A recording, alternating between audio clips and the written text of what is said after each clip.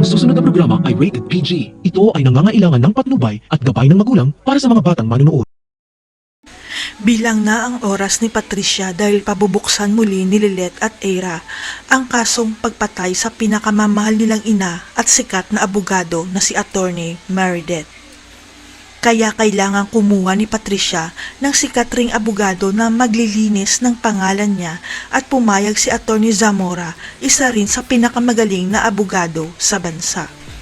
Napakahirap na kunin bilang abogado si Attorney Zamora, pero nang marinig niya na konektado ito kay Attorney Meredith, siya na mismo ang nakipagkita kay Patricia.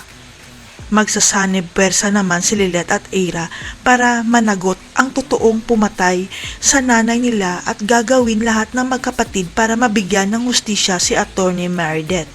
Tutulong rin ang mga De Leon para malinis ang pangalan ni Ino. Ang kailangan na lang nila ay makahanap ng matibay na ebidensya na nagpapatunay na si Patricia ang salarin.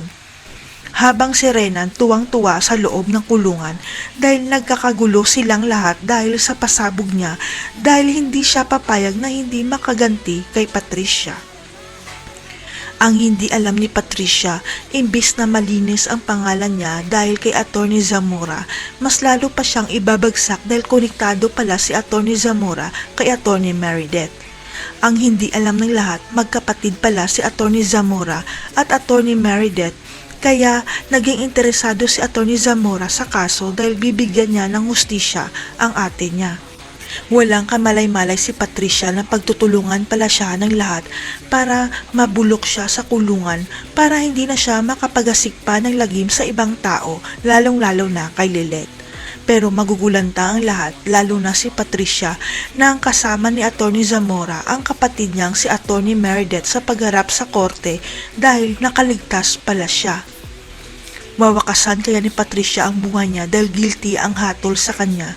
Abangan.